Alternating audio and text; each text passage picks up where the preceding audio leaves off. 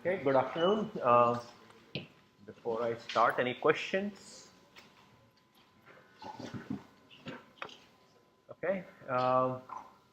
So, go ahead. When should we go to return the like EDA stuff? Say it again.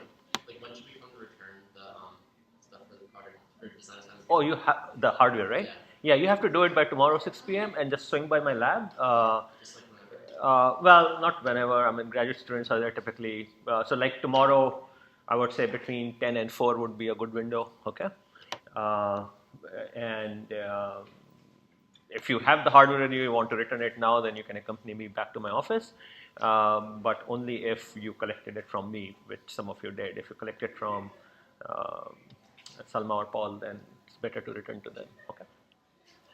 Um, any other question?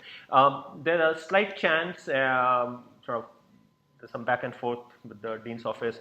There might be a discussion section tomorrow if the TAs voluntarily agree. Okay, so it's kind of because of the work rules and also trickier situation than would be otherwise. So just be on the lookout on Piazza. May not have all the 4 discussion sections, some subset, but otherwise the backup plan is that Salma and Shelly are preparing YouTube videos on some additional problems and we'll post those. Okay, so and the other thing I can suggest is just reach out to the TAs directly and have them answer or use Piazza.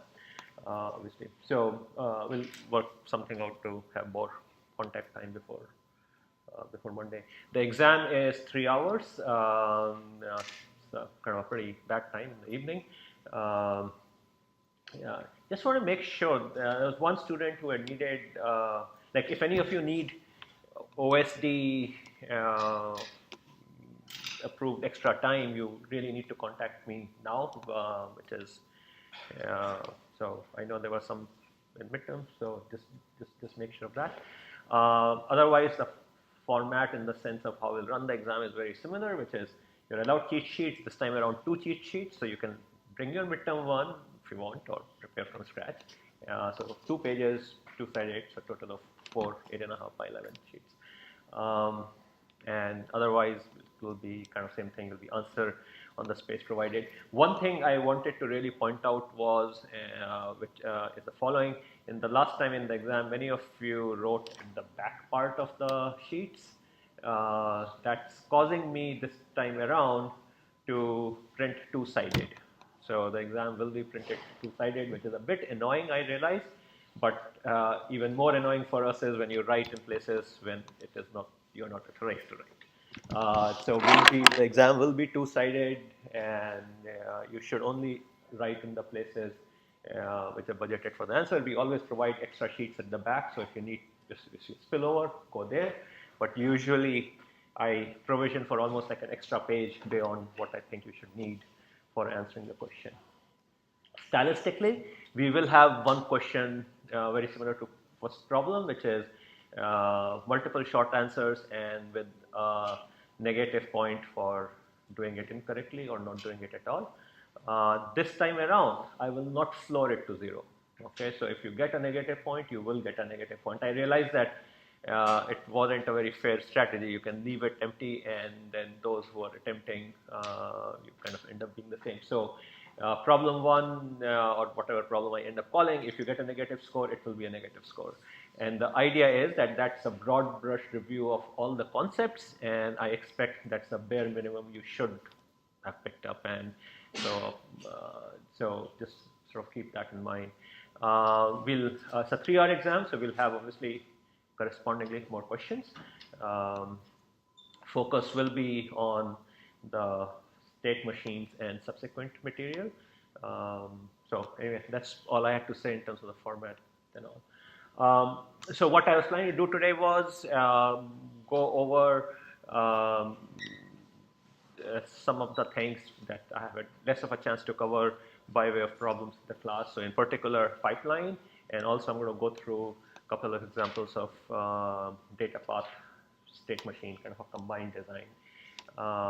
And then if any of you have other questions and all, feel free to ask me. I also have some state machine type design and all, but I think by now you should be comfortable doing it because we have had plenty of P6 and design assignments.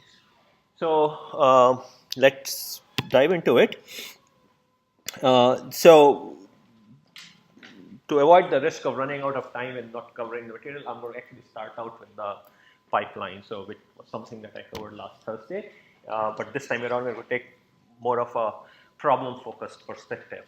So the basic reason we do all of this is pipelining and all is to really speed up the performance of our systems. And in particular, pipelining helps particularly with things which are data path oriented. Okay, things, if you recall, sequential systems, there are things which are better designed as state transition diagrams, and then there are things which are better designed as n-bit quantities on which you are doing operations.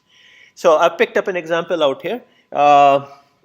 You have to design a system that inputs 3 new integers a, b, and c every clock tick, and outputs 1 if c is equal to a plus b. So whatever I here means the ith sample that we are reading on the ith clock tick.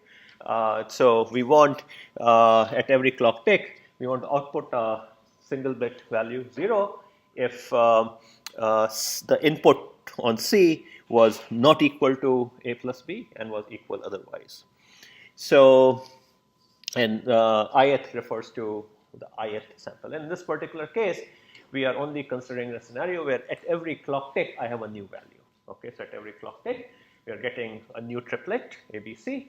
We are going to compare a plus b equals to c or not and output a 1. So this, at least in terms of how to approach just this basic design, it's relatively simple. I have to add the two a plus b and then compare. So we basically have adder out here for comparing a and b and the comparator, and we are at every clock tick we are reading in a new value ab and comparing it and outputting a 0 and 1. Ignore the delays and all for the moment. Now the reason we have these registers typically at the beginning is the following, that if you look at digital design, what really happens is that we usually have multiple digital systems, one producing output feeding to other and kind of that in turn producing some output feeding to the next one and so on and so forth. So in this case what's happening is A, B and C are arriving from somewhere outside. From some other module, some preceding module.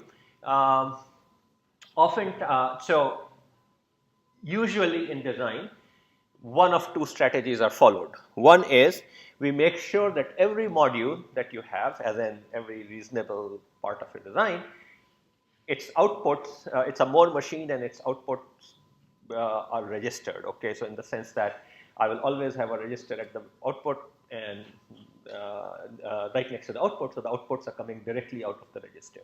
In which case, if I were to look at something like that, so let's imagine I have some module, it has some combinational logic and all, but it would have some register, and my output is directly coming out from the register. So that's often a commonly used design strategy, and the idea is that way my output are appearing right at the clock edge. As soon as the clock edge comes, outputs appear shortly thereafter. How much time after the clock edge will the outputs appear? In this case, in a design approach where I have a register sitting right at the output, and so the output of my module, okay, this guy is coming right out of a register which is somewhere inside. So what do you think would be the timing characteristics of this output signal? How much after the clock edge would it appear?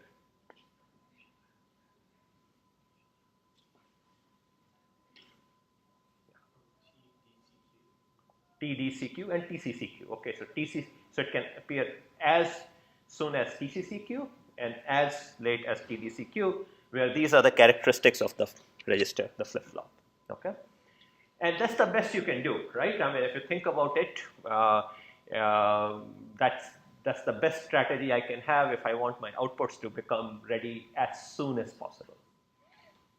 And so this is one very common style. And the other common style is that I may have registers somewhere deep inside the circuit, and then the output are coming through some combinational logic. Okay, and in that case, what happens is that if I look at the clock tick, the clock tick will update the register, and the results will flow through this combinational logic and appear out here. And in this case, the earliest the result can appear or the latest it can become stable will depend not only on the flip-flop but also the combinational logic. And if you recall the PSET problem, there was a big NOR gate sitting at the output. Okay, so it was kind of like that. Usually in this strategy, what happens is that to make sure that we are not having to deal with unpredictable or large amount of delays out here, usually we then put a register right at the input. So we basically say, okay, the preceding module is not very well behaved, so let me go ahead and put a register out there so that then I don't have to worry about how much delay the preceding module ate up after the clock edge. Okay, so in this design, that's the strategy we took. Okay, so we have these registers, these three registers, this guy, this guy, this guy. These are sitting right at the input. So at the clock edge, even if A, B, and C were to be a preceding module was for a module of this type, the second type, even if ABC were appearing a little bit after the clock edge and all, we have cleaned them up. We are latching them, storing them at the clock edge. So A and B, they feed into register, and then they feed into adder, and then they're going through a comparator. Now think about what will happen to this bit, the output bit. It's going to go to some other module, and at that module there will be a register because we are following this strategy. Okay, so let's imagine that this is feeding into some module, and there will be a clock register out there. Now let's think about what's the clock speed we would be able to work with out here. So I will have a path which starts at this register, let's say, goes through this, and will end up at this destination register. And therefore the clock speed will depend upon the characteristics of the starting flip-flop, characteristic of the ending flip-flop, and the combinational logic we are going through. Now, so what would be the clock speed in this case? Anyone? I'm not looking for numbers. I'm looking in terms of concepts. Like what timing parameters will dictate the clock speed of this design?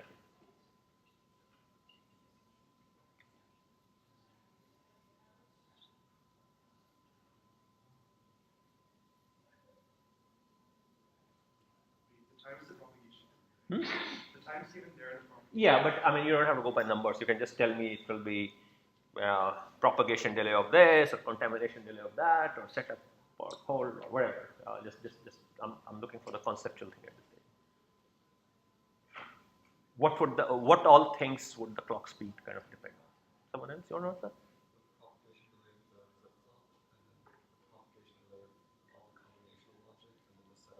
And the setup time, right? So if you recall that first constraint we have, T clock greater than equal to T setup plus TDCQ, right?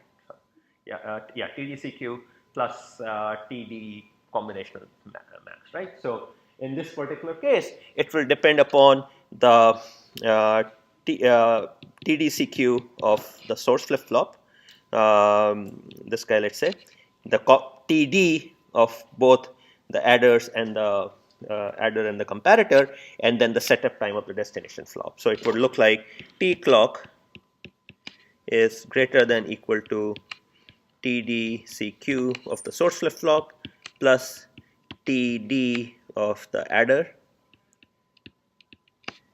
plus TD of the comparator plus T setup of the destination flip-flop. Now, if my flip-flops are kind of ideal and all, so we can say, okay, the first term and the last term are 0, and we can focus on this guy. So for now, let's assume my flip-flops are ideal. Okay, they take 0 delay, 0 setup, 0 hold time.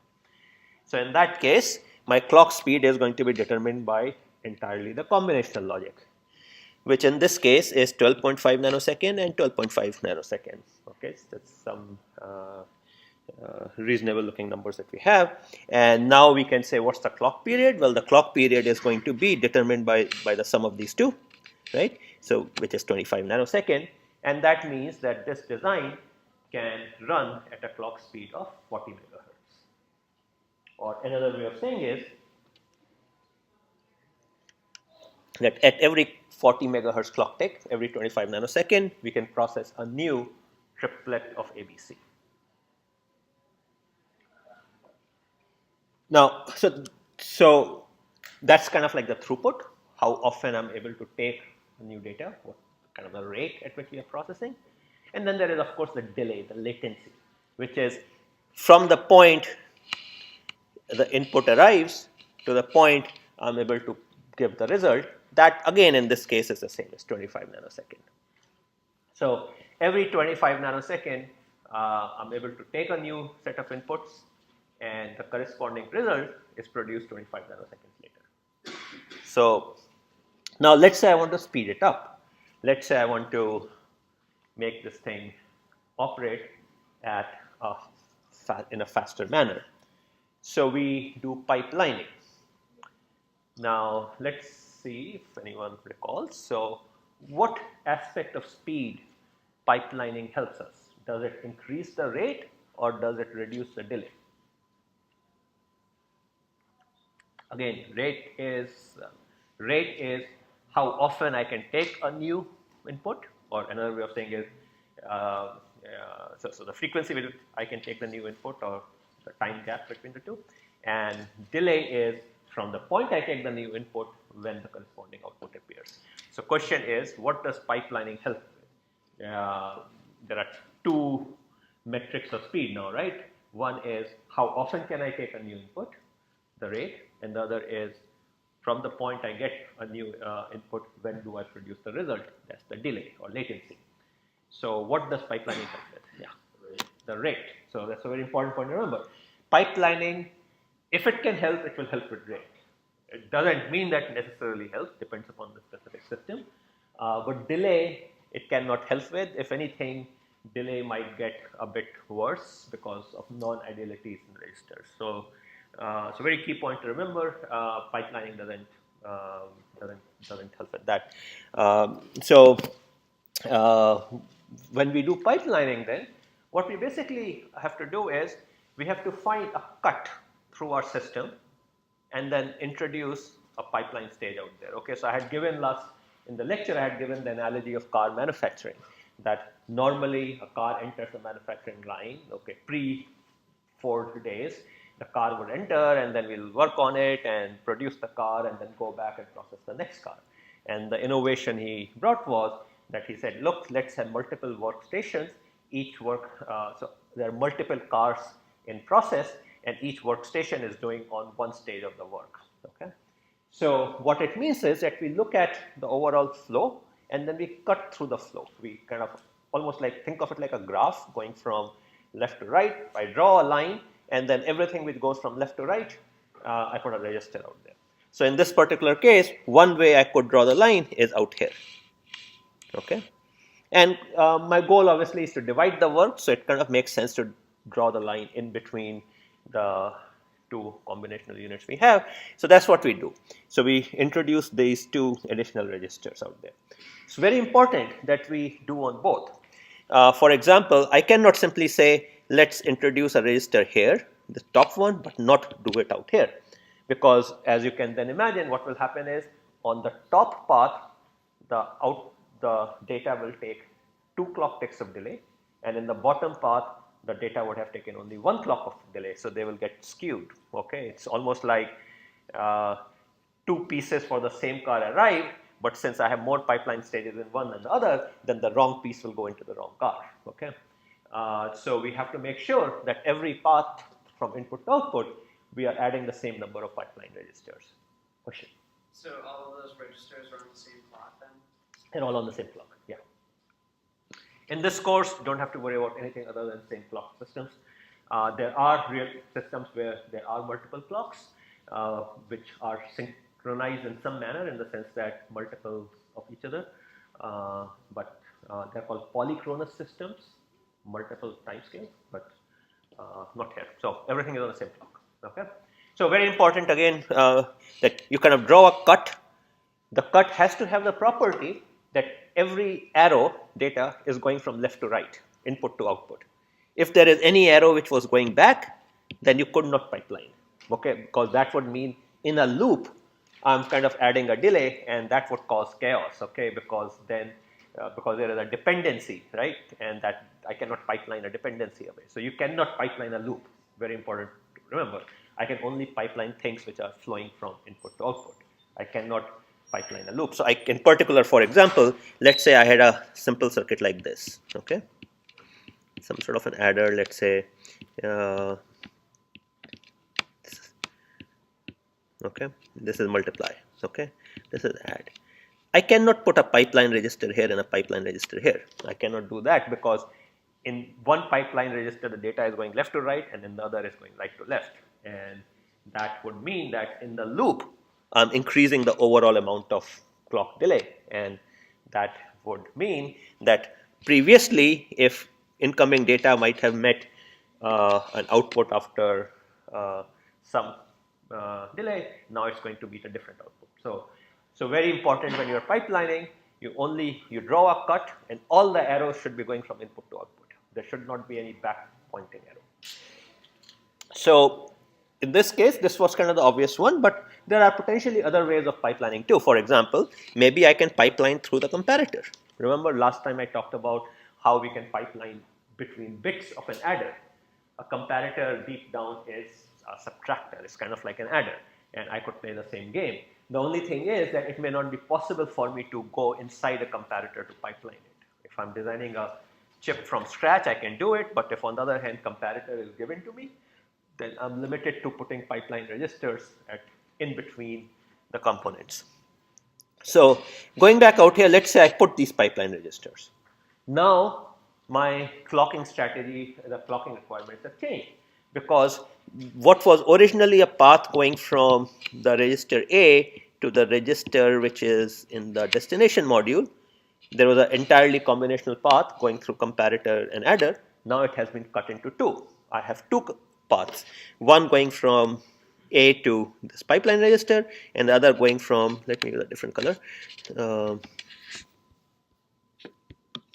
So one is this guy is going A to B, and let's say the other is this guy going from pipeline A to the pipeline and from pipeline to this. So there are two paths that I have split into, and each one of them has a combinational delay of 12.5 nanoseconds. So again, assuming ideal registers, what would happen is my clock period is now going to be the longer of the two, whichever is the worst case. In this case, both are 12.5 nanosecond, so it's going to be 12.5 nanosecond. Or my clock speed has gone up to 80 samples per second, 80 megahertz rate. Okay, I'm accepting a new piece of data. Now, this was a story with ideal registers. So I pipelined factor of 2. I gained a throughput of 2. Now that doesn't always have to be the case. Let's say, for example, let's say my comparator was a bit faster, 10 nanosecond, and adder was a bit slower, 10 and 15. So the delay in the original design is still 25 nanosecond, is still 40 megahertz. But in a pipeline design, it would be now limited by this 15 nanosecond guy. And so the new clock frequency is going to be determined by maximum of 15,10, which is 15 nanosecond, and therefore whatever rate 15 nanosecond corresponds to. So I can so for pipelines to get their full speed up capability, all my stages have to be equal. But in reality, they would not be. I mean, it would be very rare that you end up having the ability to divide your combinational path into exactly equal stages. So, so that will be one limiting factor. Another limiting factor is the assumption we made that the registers are ideal. Zero propagation delay, TDCQ, and zero setup time, but that's not the case.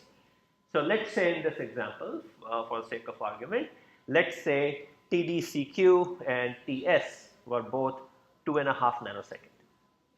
Okay, so let's imagine that. So let's say the flip-flops had TDCQ of 2.5 nanosecond, and let's say T setup was 2.5 nanosecond. And that's true for all the registers, okay, in our design.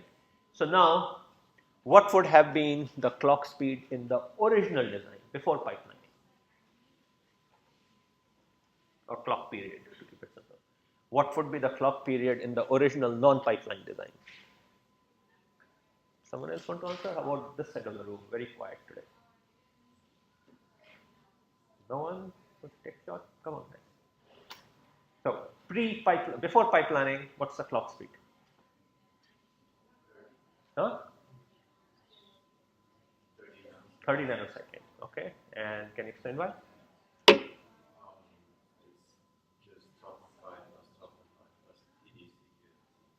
Right. So you add all the four numbers. 12.5, 2.5 for TDCQ, 2.5 for TS. So 30 nanoseconds. So it would have been 30 nanosecond before pipelining. 30 nanosecond, which is like 33 megahertz. Post pipelining, what would be the clock?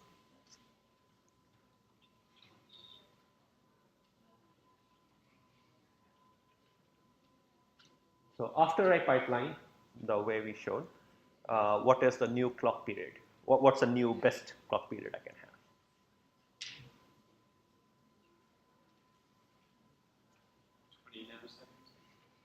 Yeah, so 15 plus 2.5 plus 2.5. So post it would be 20 nanosecond, and that would represent a clock speed of, let's see,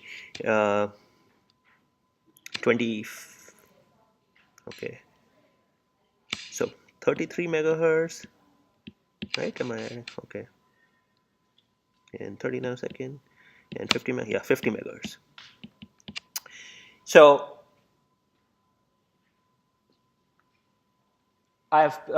so we have managed to sort of improve things, obviously, but clearly we lost in a couple of manners. So the first thing you notice is obviously the effect of non-ideal flip-flops is that we lose out in clock speed. But the other thing you would notice is that the speed up amount has reduced. If the registers were ideal, my speed up was 40 to 80, factor of 2. So I added one pipeline stage, that is one pipeline register, so I have 2 stages, then I get a speed up of exactly 2. But in this case, I'm going only from 33 megahertz to 50 megahertz. So that's a speed up of less than 2. And the reason is that non-idealities of the flip-flops are now creating an overhead over a smaller combinational delay. So as I pipeline more and more, the same overhead of TDCQ and TS is going to affect me more and more and more. So if I were to plot some sort of a curve where I say what factor I'm speeding up by versus the pipeline, then ideally I would expect something like this. But in reality, it would be something like this, and it will probably even start drooping down. So the flip-flops have the effect of making the pipeline speed up sublinear. Okay. So again, several things therefore end up limiting the efficacy of pipeline.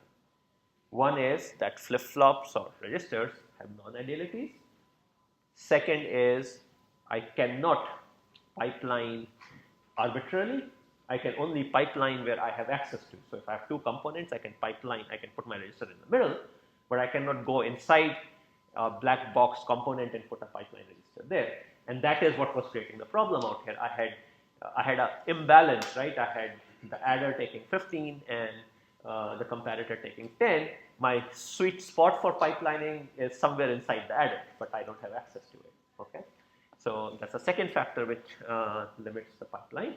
The third thing is, which I alluded to, you cannot pipeline backgoing edges. So the moment you have a cycle, even a cycle with a flip-flop and all, okay, I cannot do a pipelining across that. So any feedback has to occur entirely within a pipeline stage. Okay, let me explain that point a little bit more with an example. Um,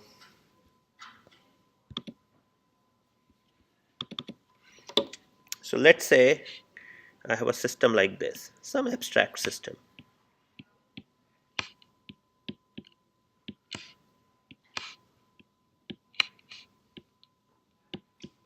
And if I were to ask you to pipeline it, you can say, hey, I can pipeline it here, I can pipeline it here, I can pipeline it here. And it's terrific because while, let's call these stages A, B, C, D, then while A is working on an input, B is working on the input which came before that, C on the input which came even before that, and D on the input which came 3 seconds ago. But now let's imagine I had a situation that the output of D is made used by B. Okay, then I have a problem because I cannot pipeline like this. Okay, because that would mean going around the cycle. I would have, so if my situation was like this, that D and B are going, then the only places I can pipeline are here, or I can pipeline at the output. I cannot pipeline in the middle. Okay, so I cannot do this, and I cannot do this. Okay, so anytime you have cycles, that limit the ability to do pipelining. Okay, because entire feedback has to occur within one manufacturing stage. You have a question? So we can't even pipeline only between B and C. What if we didn't go all the way down? Oh, you're saying what if I were to, let me just make sure, are you saying what if I were to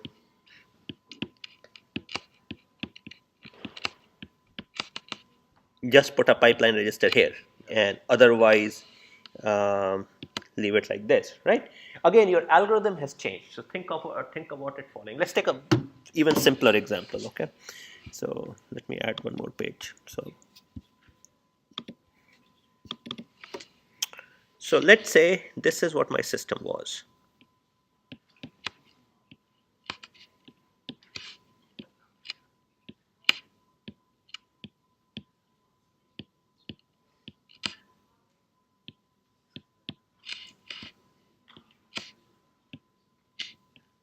So what is this guy doing? This guy is saying that y is equal to x plus c times y, which is from the previous cycle, right? So if I were to write it like this, I can say it is yi is equal to xi plus c times yi minus 1. Correct?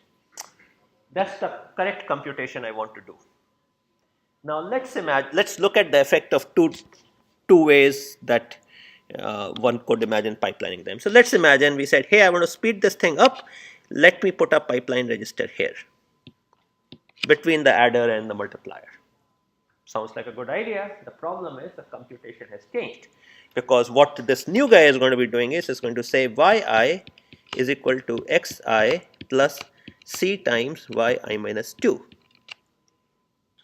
Right? So it's a different algorithm, it's a different computation. So I cannot do that. Let's imagine a different situation.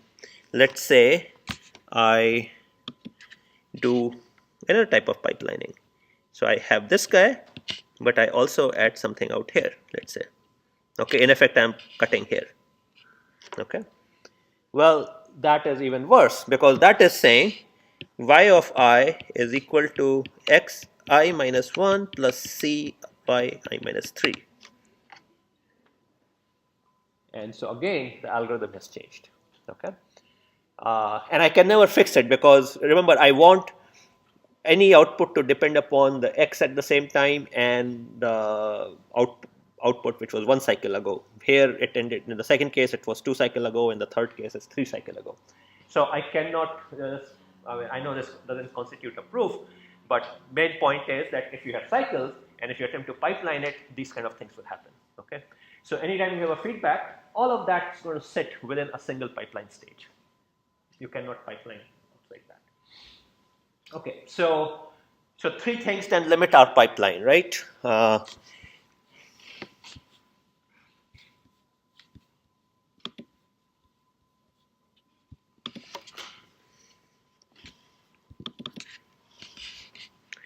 So limits on pipeline. Number one, non-ideal flip-flops. Number two, imbalanced combinational logic. And number three, cycles. Okay, these things represent. I guess there's a fourth one also, which is granularity.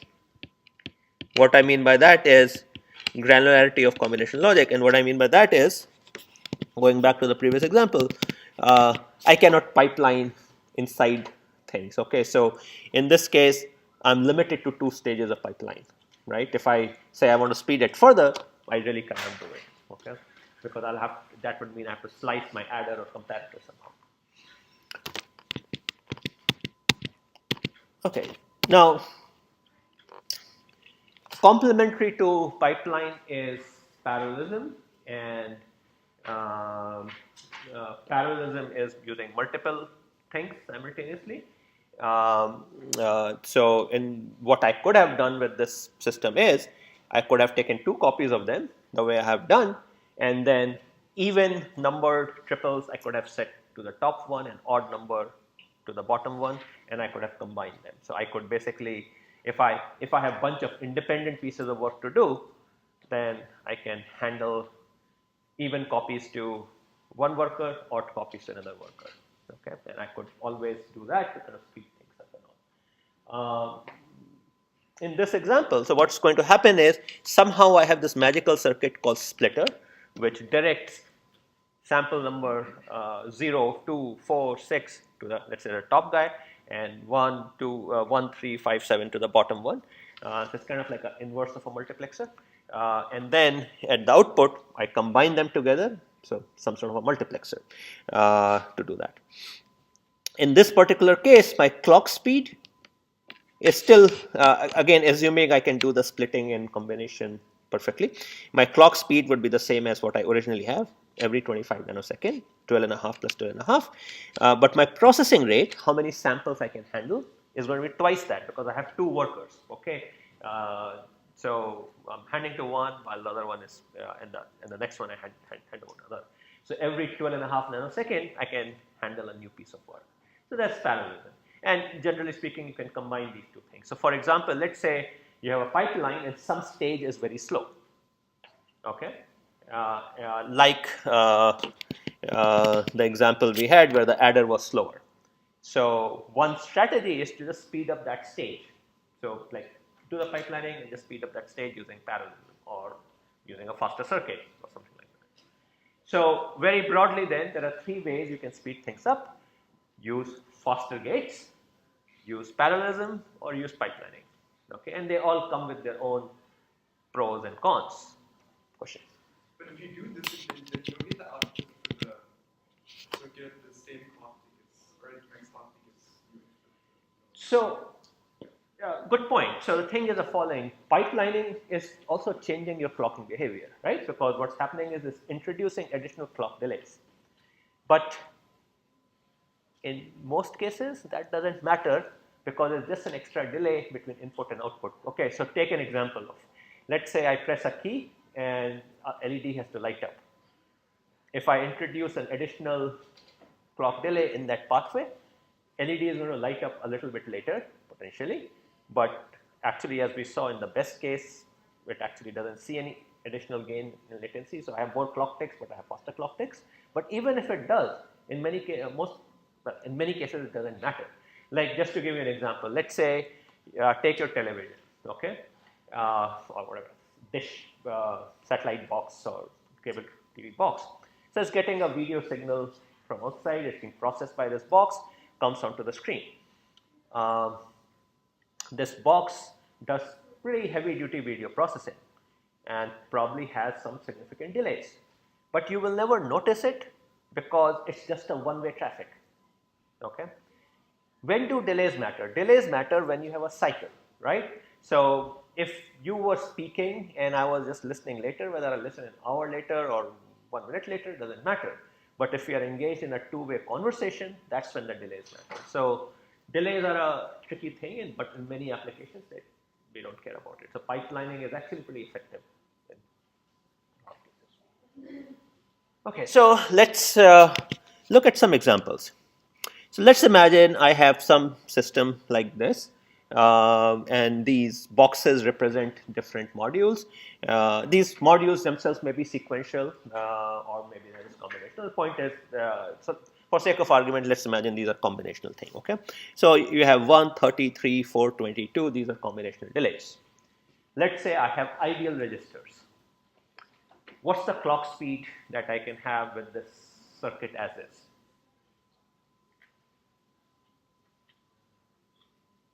Let's assume these numbers are nanoseconds. Okay.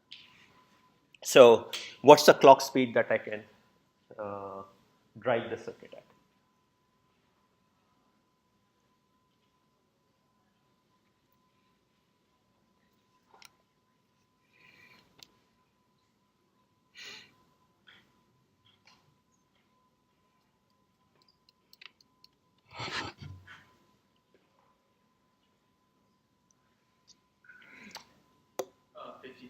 Yeah, or 1 over 53 is the period, 1 over 53, whatever units. Okay, good. So I can do it at 53 clock speed. So what does it mean? It means my throughput is one new data item every 53 units of delay. Or more precisely, throughput is 1 over 53 nanosecond. Okay. What about latency? Latency is also latency in this case is again 53 time units. Okay. Now let's say I want to pipeline it. So suggestions on how can I pipeline it so as to get the maximum performance, highest clock speed.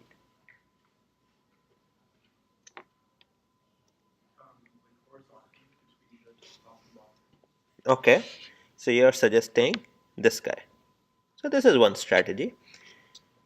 If I were to do it this way, what clock rate am I, what clock period would I get?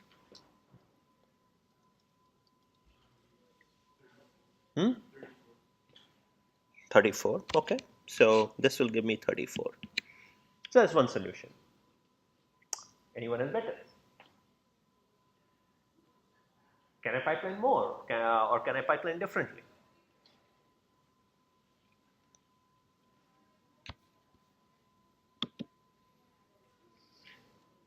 So staring at the circuit, what's the worst case combinational block you are seeing? 30. So your aspiration should be, can I get to 30? Right? So can you get to 30?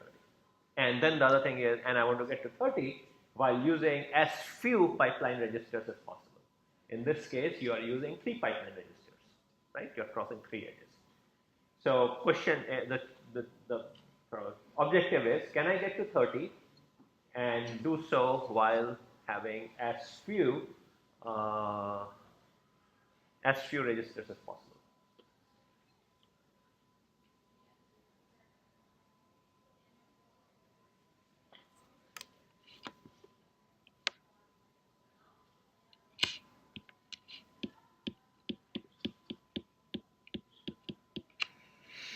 So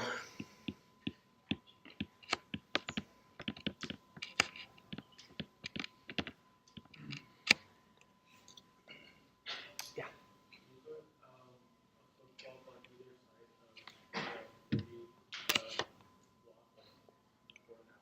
Here and here. That's what you're saying? So firstly, your intuition is along the right lines. I mean, clearly, if I want to have a clock speed of 30, then I have to have flip-flops on either side of 30. Okay, so that has to happen.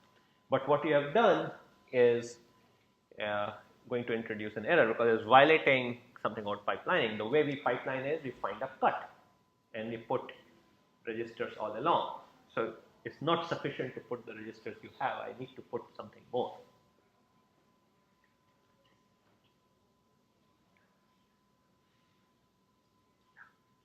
One between 4 and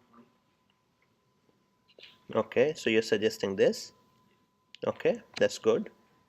And I'll have to put more. because even this guy is creating problem, right? So I could do the same thing out here. So this is another pipeline strategy, the red one. And the red one needs 4, but does it at a cost of, so it gets 30. So 30 by using 4. Okay. Can we do better? Huh? Nope. Oh, sorry. Yeah, you're right. Yeah, okay. So I guess that one gets 50. So no. Okay, so that's not good. So what I can do is I can pipeline here. So let me go back. Apologies.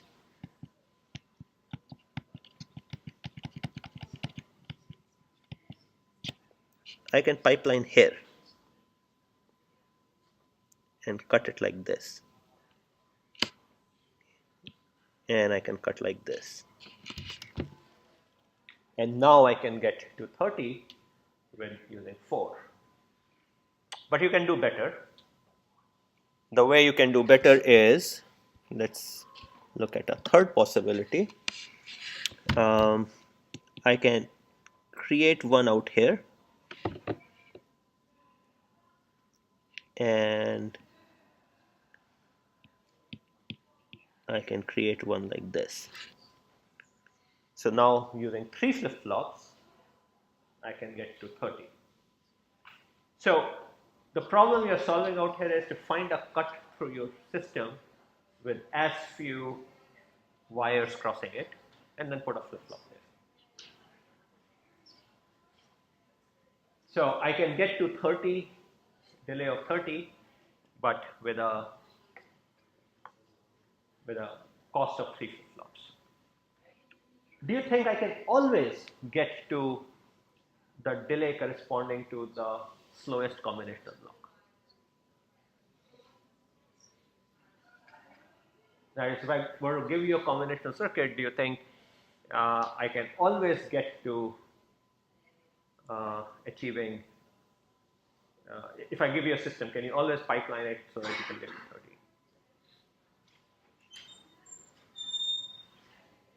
Why not?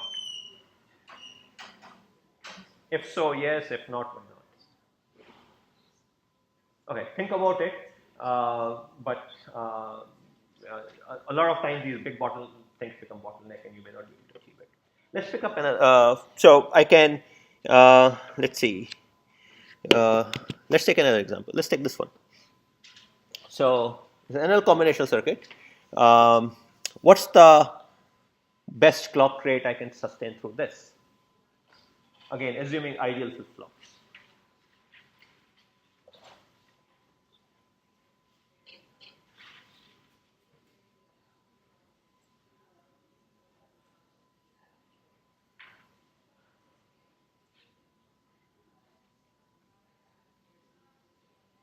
Best before pipelining, so as is. I mean, right?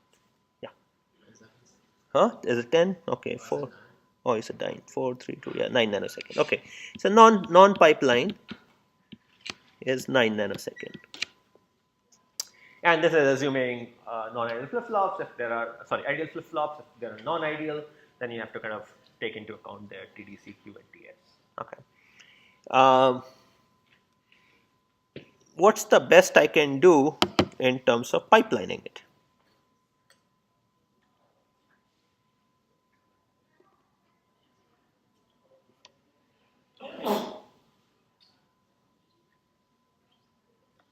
So what's the best speed I can achieve post pipelining?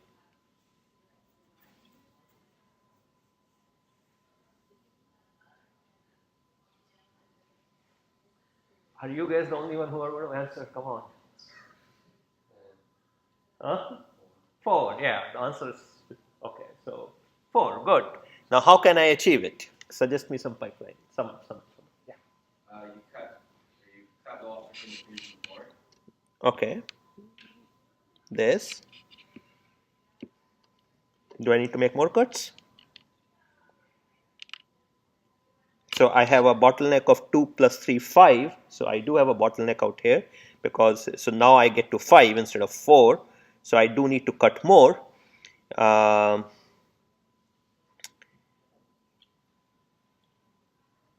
So what's the best cut I could perform? I mean, so one way I could cut is out here, obviously. But that goes through 4 wires. Another way I could cut it is I can cut outside of this 2 and like this. So in that case, I go through 3 wires. So you'll have to kind of look at the specific topology and kind of find out. This is, those of you who are in computer science, if you are doing any algorithm class, this is the so-called min cut problem. So you're kind of seeing a use of that. So finding the minimum cut of some sort. Yeah. Why would the middle section not still be 5? Oh, you're right. Okay, my bad. So this is the only one we can do. Okay. So I have to go through this. I have to go through this. These are 3. Yeah. Okay, that's my only choice. Okay, you're right. Sorry. So okay, so these are the cuts. So I get to 4.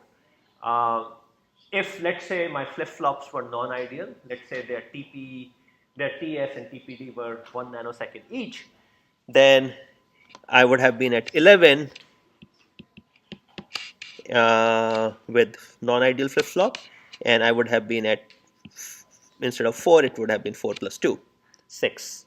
So my speed up ratio would have degraded. Okay? So non-ideal flip-flops limit kind of the speed up. Once you hit these bottlenecks, like now I have a bottleneck of 4, you have to switch to parallelism at that stage. Okay, and just to kind of indicate, like if you look at your modern computers, CPUs. So I mentioned during the lecture that the CPUs tend to be very deeply pipelined, like they may have 20 stages of pipeline and all. But pipelining creates problems, as we discussed, because they make things like conditionals and all hard, because there is dependency across pipeline stages. And so that is why we also in our CPUs have multiple cores, because things that you parallelize, you kind of go across them. So in digital systems, generally there's going to be some combination of both the things. There's going to be some amount of pipelining and some amount of parallelism, and you have to kind of exploit both. And they serve different purposes. Let's try another example. How about this guy? So, what's the clock speed as it stands right now?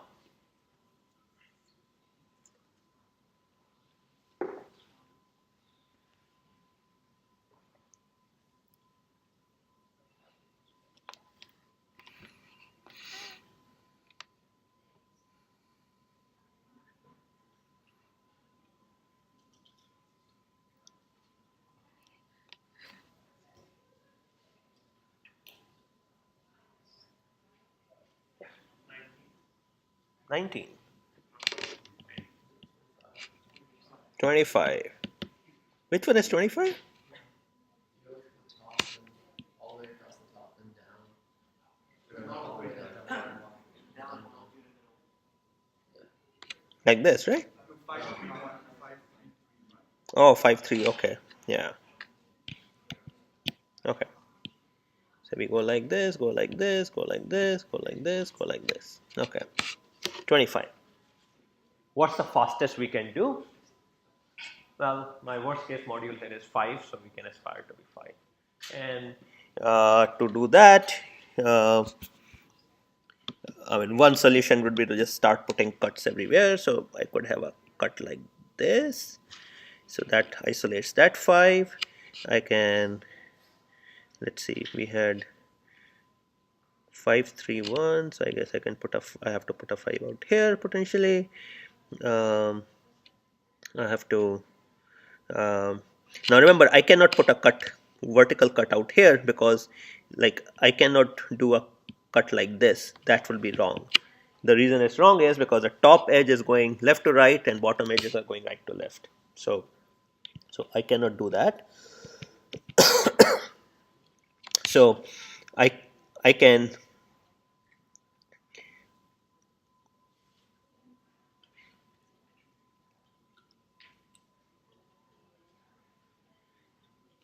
So I can do a cut like this potentially.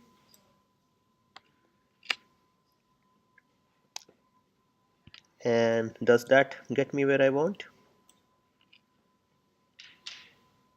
And I'll have to put a cut here.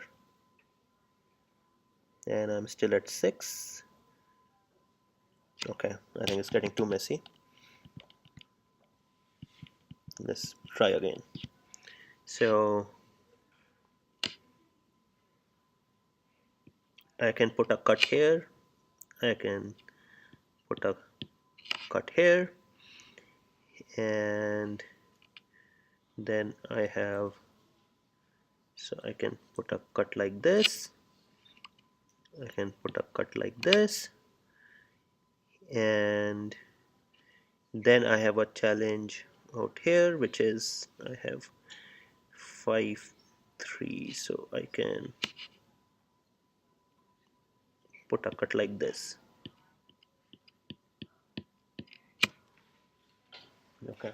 So this is a messy circuit, but you have to make sure that your cuts are such that arrows are going just forward. Okay. Anyway, that's the idea behind pipelining. So what I expect you to be able to do is answer things like what's the latency, what's the throughput, pipeline it, what's the latency, what's the throughput after you pipeline it, what's the latency throughput if I give you flip-flop characteristics. Okay, so this is kind of essentially application of those timing equations that we kind of talked about. Yeah. Because from the bottom left side, it's input from the 3 and the 1, right? Yeah. So is it okay that the 1 comes like 2 particles after the 3? If you are doing the cut right, they will always meet. Right? I mean, cut basically means that not only cut has to satisfy 2 properties, namely arrows are going left to right and all the arrows, right? I mean, I'm able to divide the graph into 2. Okay. Next topic. So, how to design things where you have both a data path style sequential logic and a FSM like sequential logic kind of coming together. Okay. And both across the design assignment and DA3 and PSET, and those of you who attempted DA4, essentially that's the common theme, which is if you try to do everything in one paradigm, either as a data path or solely as a state transition diagram, it kind of goes only so far. Usually you have to think of the overall thing in terms of both the things. And that's an example of saying that decompose your design into smaller sequential systems which are working in parallel on the same clock, and then you're working with them. So we saw some version of this picture in the lecture notes, where basically, and that a very common thing is that I have one controller FSM and I have one data path FSM. Okay, the controller FSM we describe in terms of those state transition diagrams, and the data path FSM we think in terms of kind of like operations on variables that are happening. So at a very high level, what happens is I have the controller FSM on the left side, we have the data path FSM on the right side, and then each one of these get inputs from outside, so external control inputs, external data inputs, and then each one of them also send output to the outputs, external control output, external data output. But finally, and very importantly, they exchange information. That is, data path sends information to control FSM sends information or commands rather to data path. So, so there are multiple sources of information exchange that's kind of happening, and then kind of the good rule of thumb was that things which are like n-bit quantities tend to go into data path, things which are single or small number of bit quantities tend to stay in the controller FSM. Another way of looking at it is data path is about kind of arithmetic, logic, those kind of operations, whereas controller FSM is about branching and loops and stuff like that. But that's, again, there are things you can do. You can move back and forth. I mean, if I need a timer which needs to time 3 clock cycles, I'm probably better off doing it as a control FSM, just 3 states. If I have a timer which needs to count 2 to the power 10 states, I better do it as a in the data path. Okay.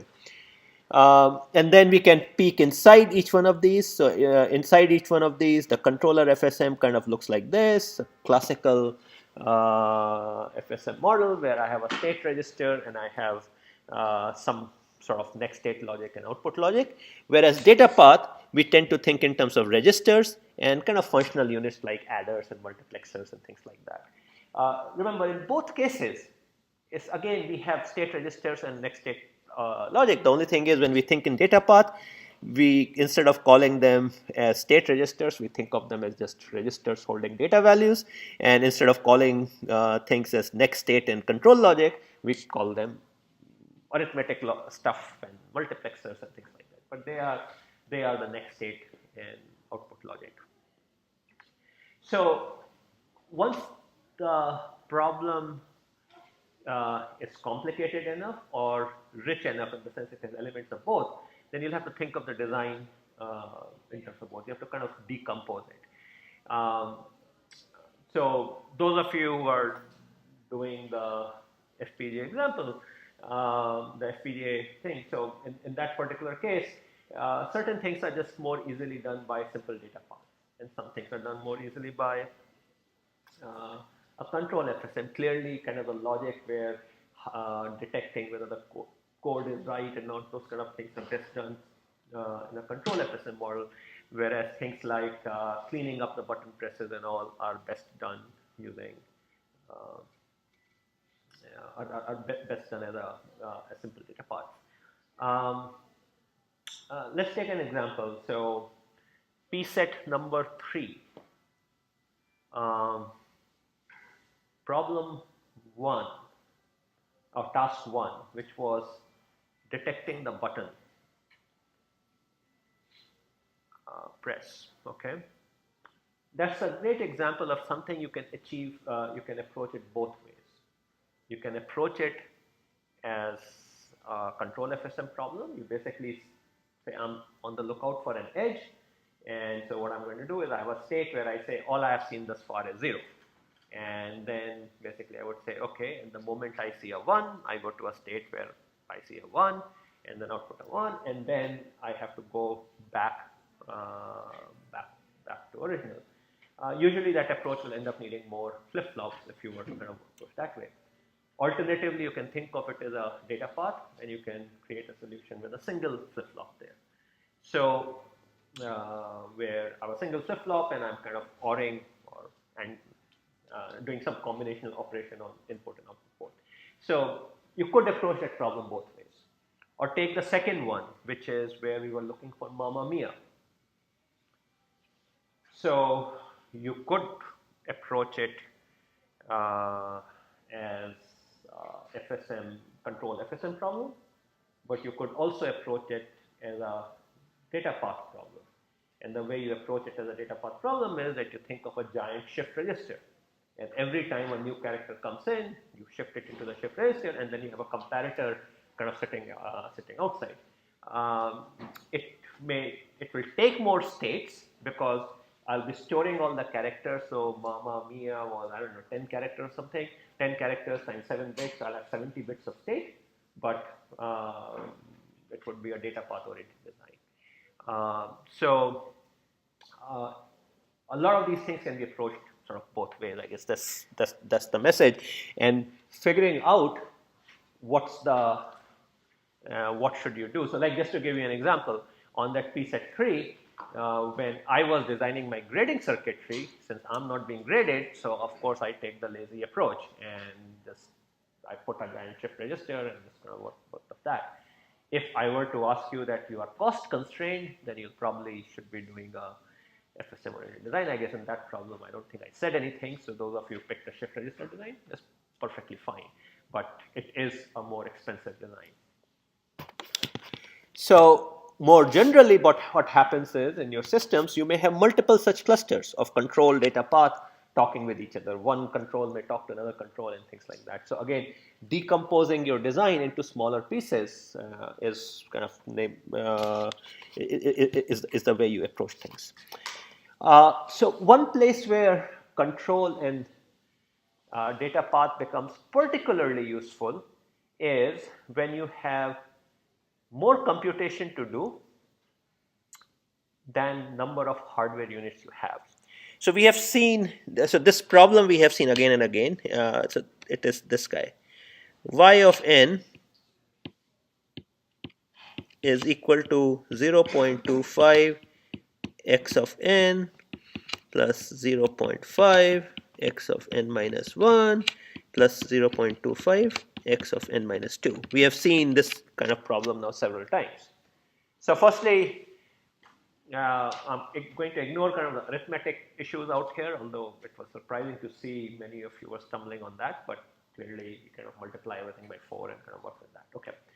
Now this problem is easy if I allow you any number of adders, right? You can use 2 adders in each clock cycle. I'm going to do things. So let me create an additional page. And so firstly, I immediately translate this thing into saying x of n plus 2 times x of n minus 1 plus x of n minus 2, and then I take the whole thing and write shift by 2.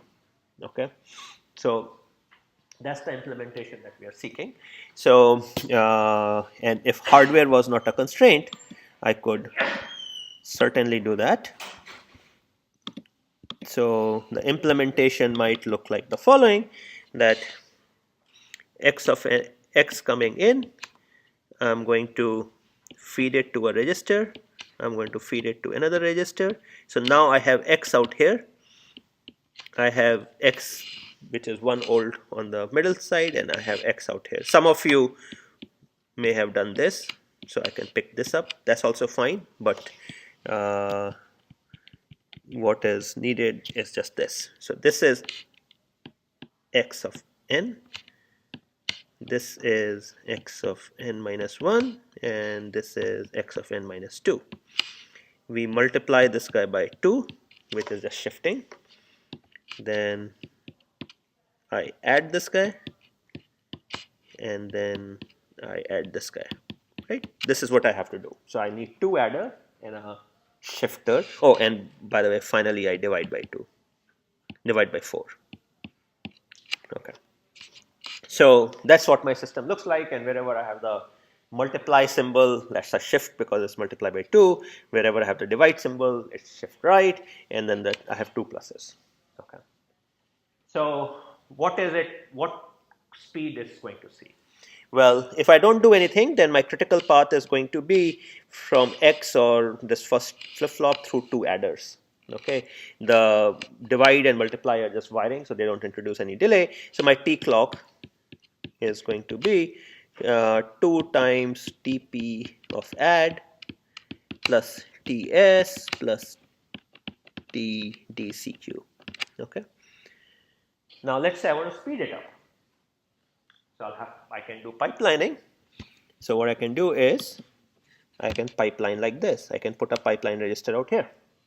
And now I have broken that chain between 2 adders, and I can speed it up a factor of 2. My output will appear a clock cycle later, but I have a faster circuit.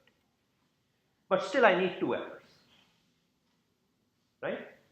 But I'm processing a new input every clock tick.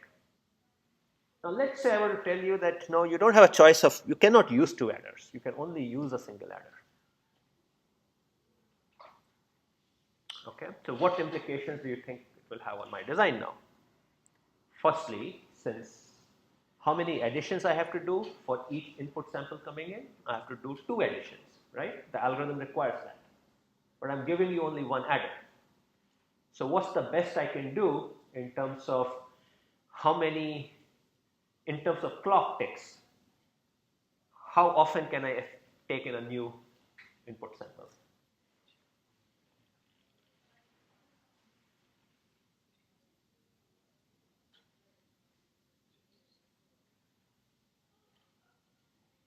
So again, I'm giving you only 1 adder. Yeah.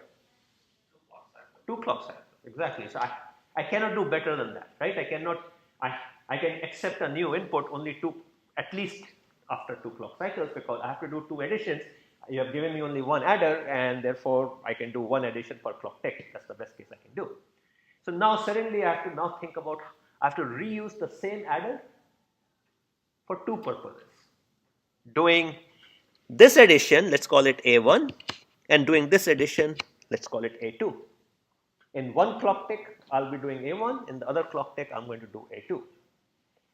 So now let's think about how we can design this system. So the thing that I'm sort of leading you towards is that in this case, I don't have a choice. I have to use a data path and control. You have to think along somehow kind of reusing things. So let's see how we can do it.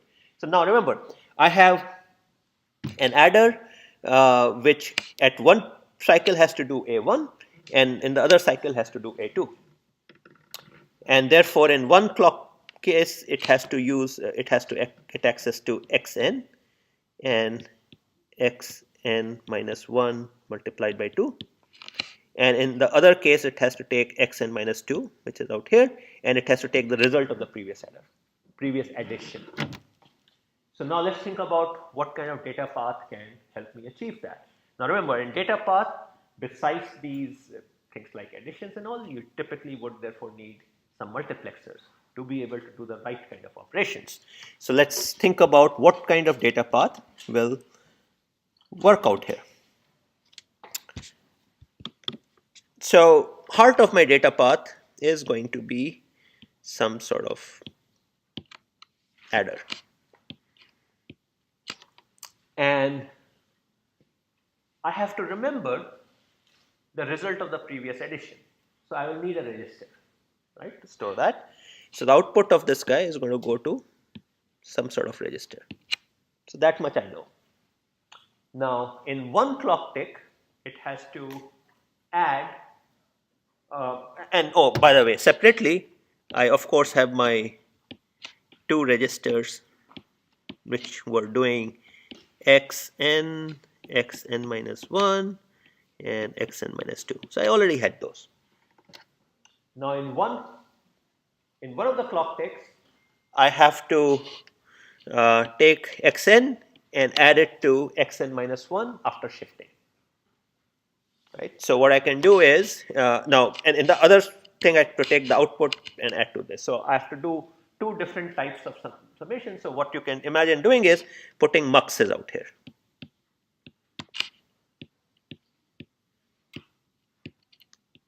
And this is going to tell me whether it's even or odd. So in even clock ticks, I'm going to do one type of addition, and the odd clock tick, I'm going to do the other type of addition. In one case, the addition is going to happen involving xn and xn minus 1 multiplied by 2. And in the second case, it is going to take this guy and this guy fed back out here.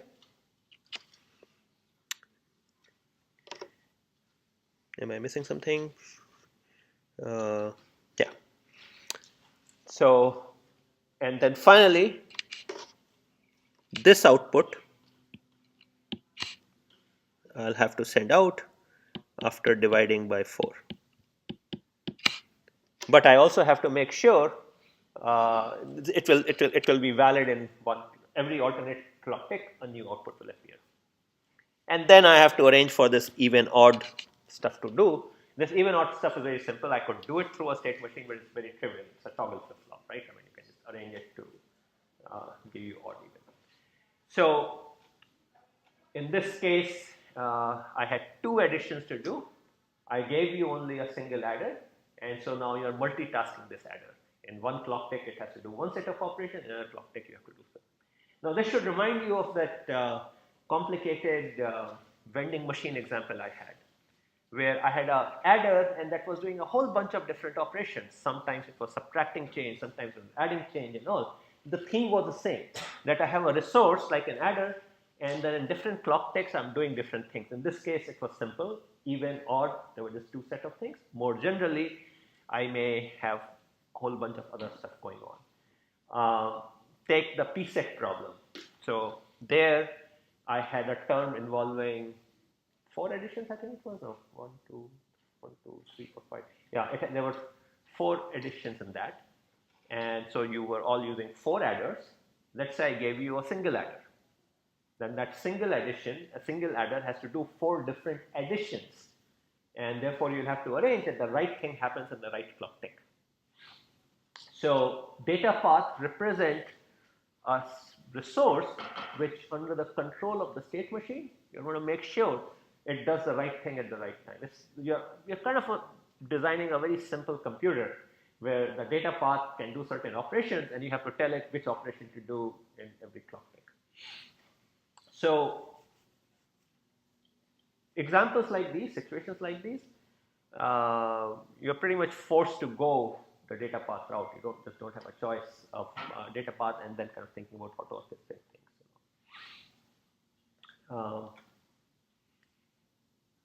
Questions on this? And then I know it's a bit sort of complicated example, but still simpler than the one in the lecture actually. Questions on this? What's going on here? One adder, now I can process a new input every 2 clock ticks because I have to do 2 additions per input sample. And of course, the speed of this guy is going to be that of multiplexer plus adder, so that will decide my clock tick. So my clock and the rate at which I can process the input is clock period times 2, because I can take a new input every 2 clock ticks in this design.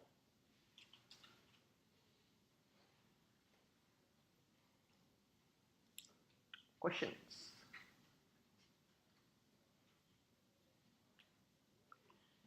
Okay, let's try then another example. Okay, just to give you a sense of kind of problems where splitting things into data path and controller FSM might be useful. Actually, before I do that, let me try another one.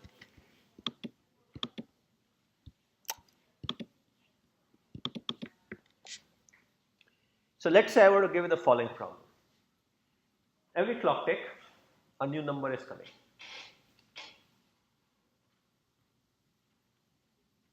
What I want you to do is to take a group of 3 numbers, non-overlapping group of 3 numbers, and spit out its median. Okay, so let's say I have these numbers coming 2, 3, 5, 6, 2, 4, and so on and so forth. Then I'll take the median of this, which is 3. I'm going to take the median of this, which is 4, and so on and so forth. Okay, so every group of 3, I want to spit out a median. Okay, so this is another example where so I'm taking a new input every clock tick, but I'm of course outputting something only once every 3 clock ticks. How would you approach this thing?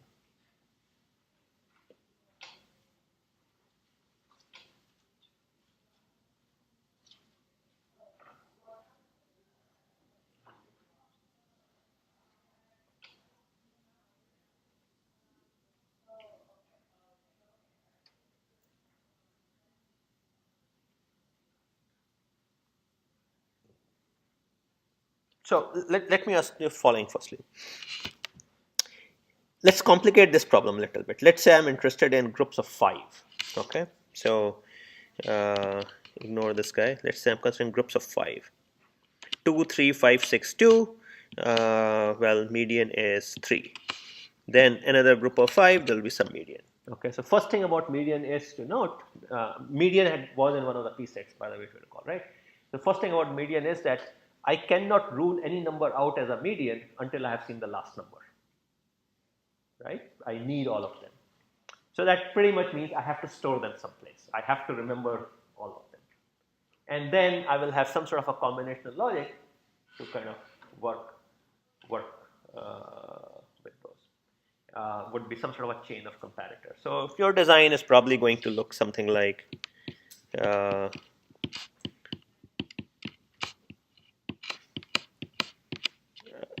so these are registers,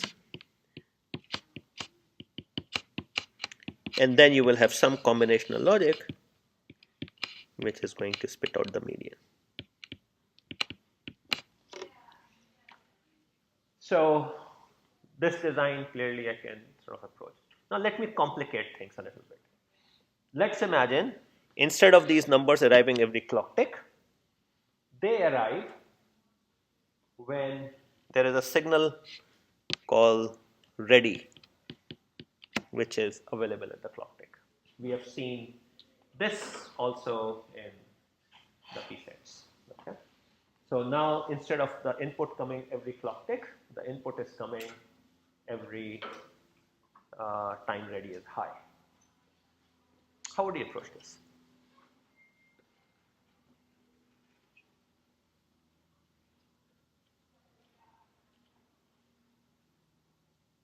Instead of running the flip-flops off the clock, running it off of the ready and clock.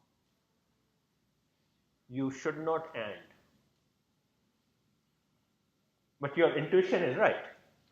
So the question is, so what he's saying is the following, that somehow I need to make sure that these flip-flops get loaded only when ready is high. You can use a mux, exactly. So I put little muxes in front of these, and kind of the idea is that either they keep reloading what was there or take the new input, and then you drive the mux with the ready signal. Okay. So I can do all of that still in a data path. Another alternative could have been if you were in Logicin, then the flip-flops or the registers have a write enable signal, so you can use that. But never AND clocks with a gate. Okay? Huh? IRFPs are posting explaining things. It's bad electrical design. The reason is that, remember, flip-flops are sensitive to edges in the clock, and we have seen that combinational logic produces multiple edges before settling. So it creates all sorts of electrical problems. One has to be very careful when sort of using those. Okay. So this, so we can do median per clock tick. We can do median where the input is coming on some sort of a signal. So there are certain patterns, hopefully, which are sort of emerging. One other, actually, while I'm at it, I saw that many of you were kind of also struggling with things like how can I stay put in the same place with reset and all. So the solution that you suggested, using a multiplexer is a very powerful paradigm, right? I mean, if I put a mux in front of a D flip-flop, then I can achieve all sort of stuff. I can have the flip-flop stay wherever it was. I can have the flip-flop reset by having a mux with one of the input with 0, or load something new. Okay, so just remember this thing: register a flip-flop with a preceding multiplexer and doing the right thing. Which is what pretty much we are doing here also. Okay, I have a register preceding that is this combinational blob, but part of it is this mux, which is doing also, which is doing the right thing at the right time. Okay, now let's move to the example I had in mind. GCD. How many of you know what GCD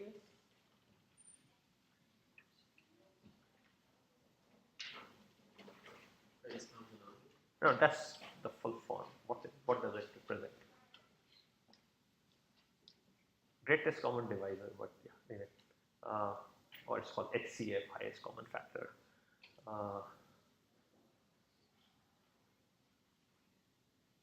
What's the GCD of, I don't know, 10 and 12? It's the highest common factor, which is 2. What's the GCD of 12 and 18? It's 6, and so on and so forth. Okay.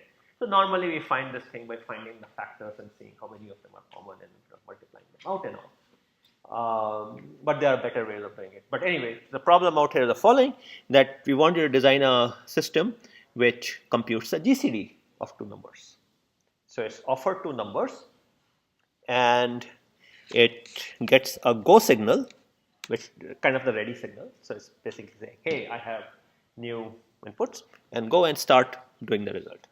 Now, GCD is a complicated enough thing that there is no way you are going to create a combinational logic for it. Okay, you can just try it, but it just, I mean, in theory it exists, but it's just way too complicated. Okay, if the 2 numbers are 8-bit numbers and you are looking at the GCD, maybe you can create a truth table and all, but it would be humongously sort of messy and all. And if the number of bits are larger, it's even trickier. Okay, so you have to, this is a kind of operation where you have to do multiple steps to compute the GCD. So unlike median and all, where the logic was still simple, although it had started getting messy, median of 5, too many comparators. If I were to ask you a median of 32 numbers, it's going to be really, really very messy and very slow.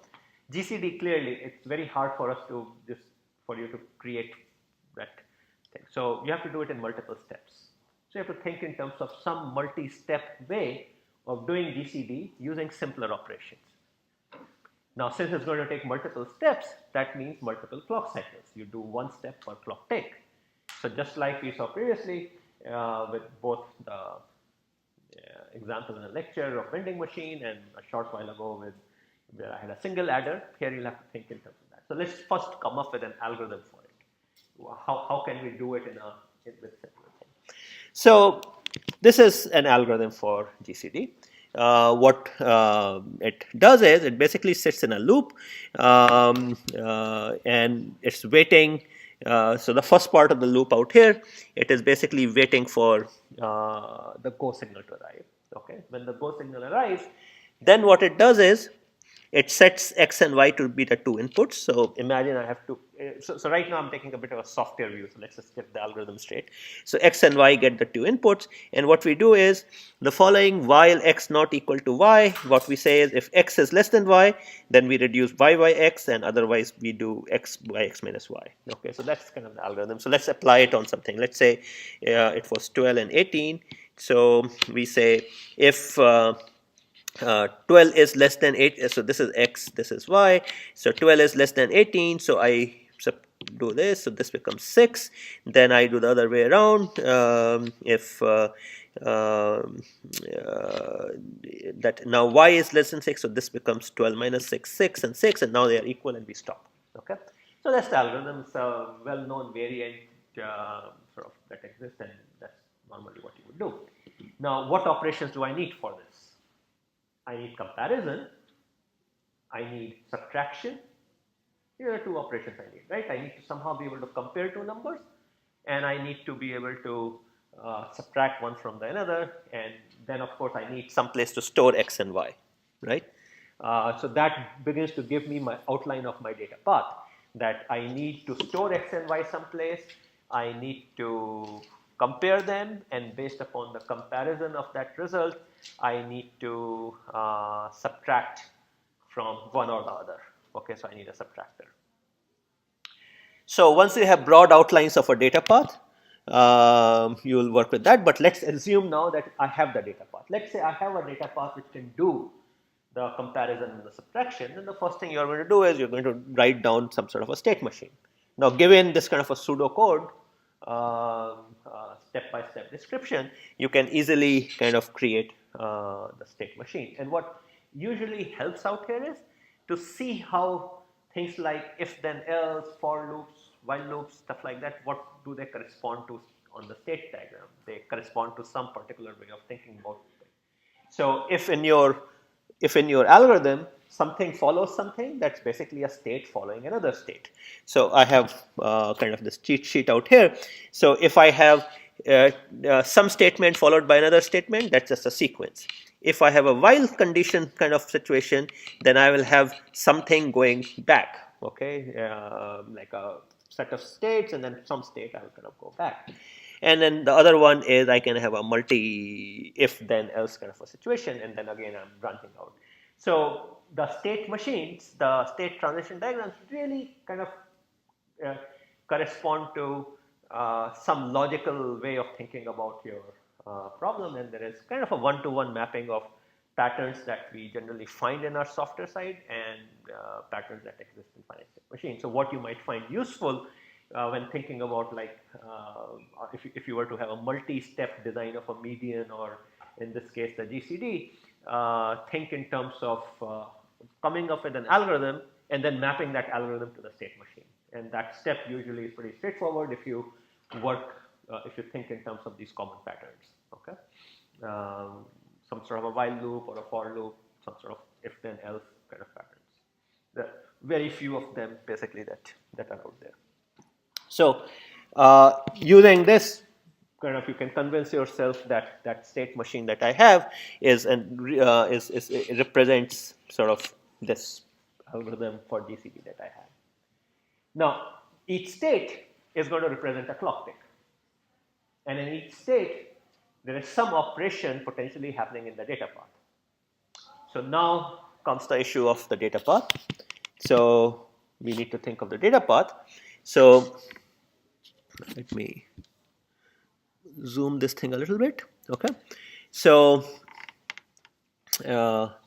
I need to store values.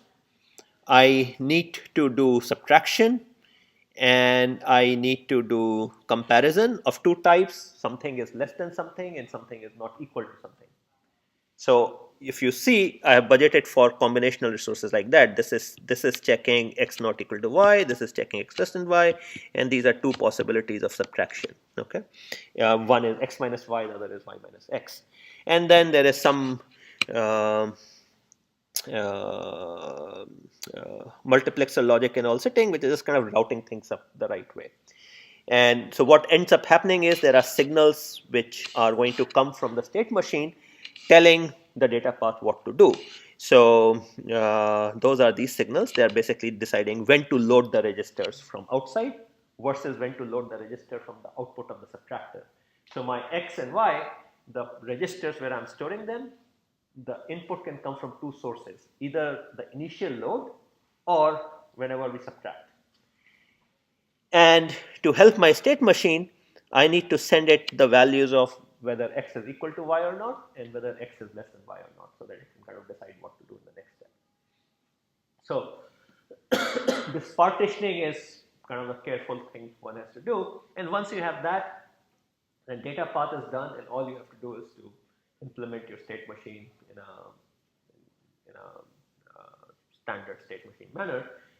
In a exam-like setting, faced with something like this, usually doing a one-hot coding is kind of the best approach. The particular FSM I have actually has lots of superfluous states, so you can even sort of combine them a little bit if you were to be a little bit, think a little bit more about them. But that's an example of a partitioning that GCD was complicated enough that I couldn't do it in a single step. In theory, I can. In theory, you can imagine a combinational blob with x and y both coming in and it's spitting out the GCD. But there is no way you would be able to design it even in 3 hours. So you should think in terms of steps. And by the way, an answer simply saying I have this combination logic which does GCD is not acceptable because you will not be giving a design for it, right? So once things reach certain degree of complexity, then switching to a multiple steps and a data path is what you should consider. In case of the median of 3, okay, median of 5, maybe, but the design starts getting costly. Large number of medians is probably going to be out of the question to do it with a combinational logic approach.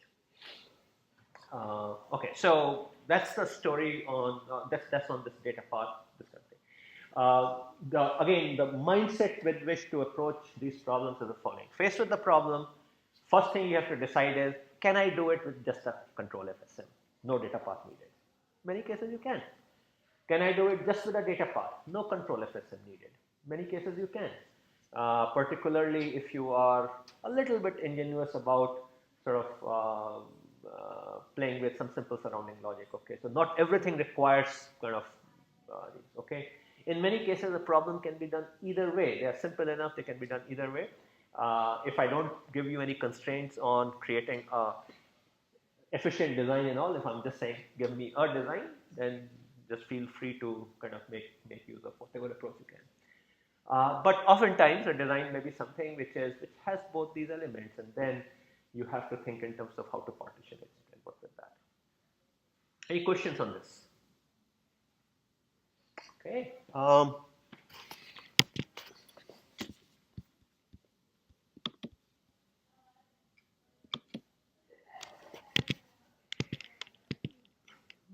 Okay, I guess this was just a recap of things I had covered before the midterm, so I'm going to skip those. Let's see if there's anything else I want to cover. I've done this. Oh yeah, timing. Okay. So we had some discussion earlier in this session, but let's look at this guy. So CL represent combination logic, R represent the registers, and what we have are the TCD and the so propagation delay and contamination delay and the setup times and the hold times.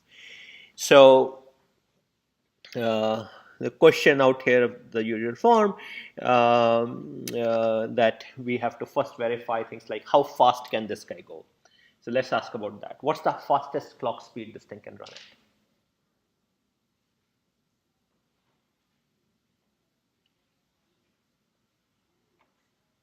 Now remember, as we saw in the P set, the answer may be impossible too.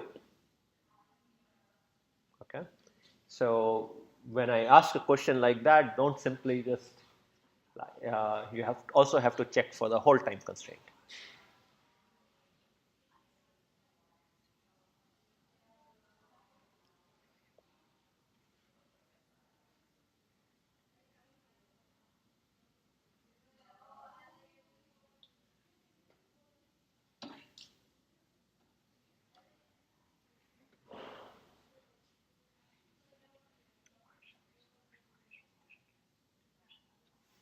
Would it be impossible because there's a whole time violation on the first clock, the first register?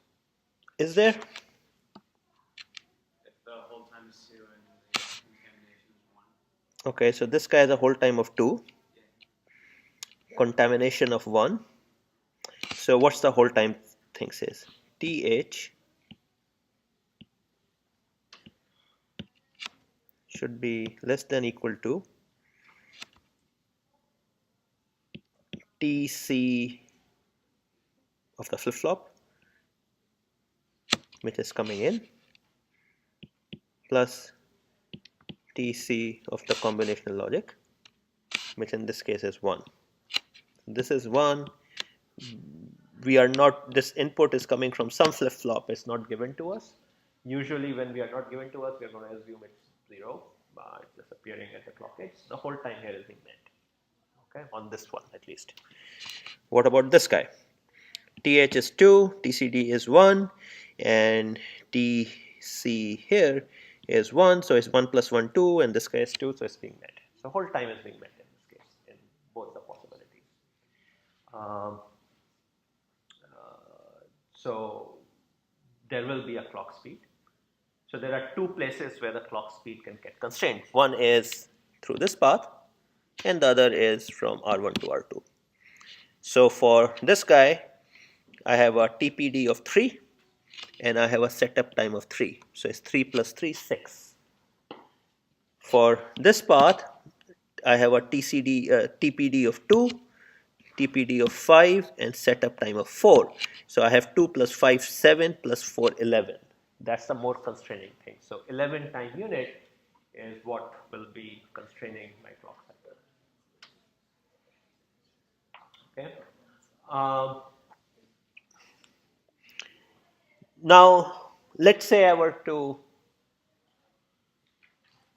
and this is something which was in the P set also. So now I'm basically saying, okay, write the specification for the system as a whole. What I mean by that is you have to now think that you are selling this box to someone, and you have to tell that user what are the timing requirements on in and out. So for out, you have to specify what's the TC and a TD, and that would simply be the TC and TD of R2 because it's just coming out of that. So that's for out. For in, I have to specify what is T sub H and T sub H. That's a setup and hold time. So what's the setup requirement on in? So this is the preset problem in a simplified form. Okay. So what's the setup requirement on input?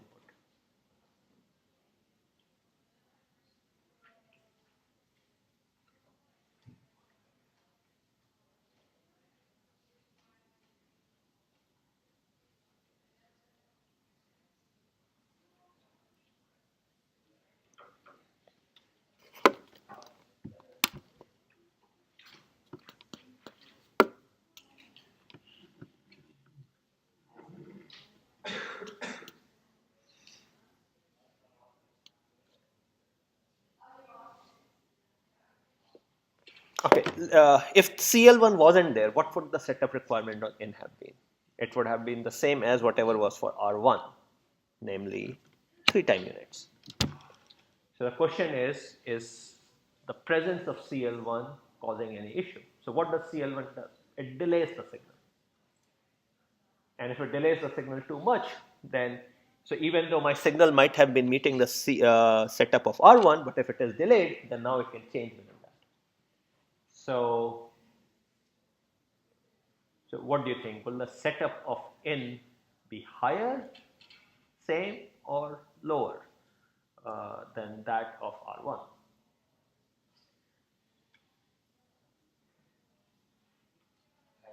Higher, and how much? Yeah, so it will become 6 because I may see as much of a delay as PPD of CL1. So I have to make sure that my signal stops changing before even I hit the setup point of the flip-flop. Okay, so it would be the new setup, the setup time seen out here would be 6. Good. What about hold time?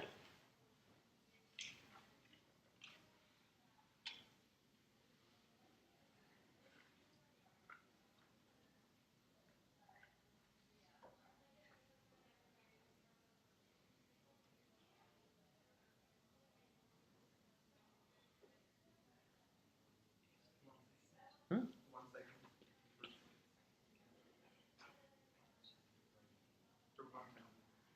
So if CL1 wasn't there, my hold time is 2, right? So which is basically saying that I should not change any sooner than 2 after the clock cycle. Okay. Uh, we, in order to be able to meet it, you are right, I'm just kind of giving the explanation. Okay. In order to be able to meet it, and we know that it takes at least 1 through the CL1. So I basically have only 1 more remaining. So I work with that. So the TH becomes 1 and TS becomes 6. There. So that would be, and T clock we already reasoned about. So collectively that would be the timing spec of the whole big module. So inputs you specify T as TH, for the system as a whole you specify T clock, and for outputs you specify the contamination and propagation delays. Now let's say you had available a faster version of CL2 which has a propagation delay of 3 and contamination delay of 0. Can I use it? And if so, what benefit would it have?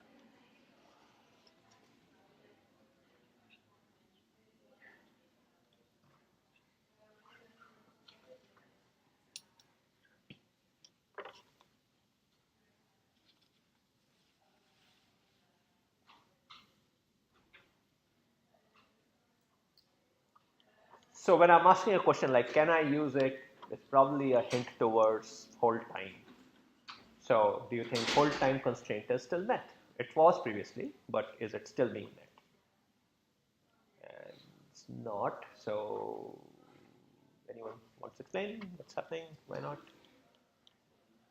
Yeah. It's not because the contamination delay of R1 is 1, which is less than the whole time of R2. Right. So 1. So at the source contamination delay TCQ is 1. Through the combination logic it's 0. So it's 1.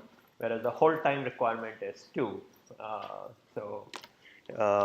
I will reach things faster.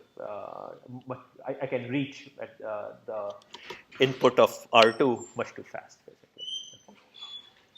So as you can see, I mean, essentially, all these timing problems really, and even pipelining, really is boiling down to just those 2 constraints. So you need to be very sort of comfortable with playing, being able to manipulate those and all.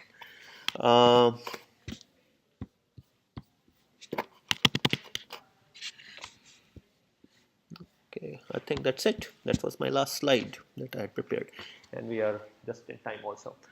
So in any case, at the very least, Salma and Shelly are going to post a YouTube video but with luck we might have discussion section tomorrow. Okay, and otherwise see you on Monday.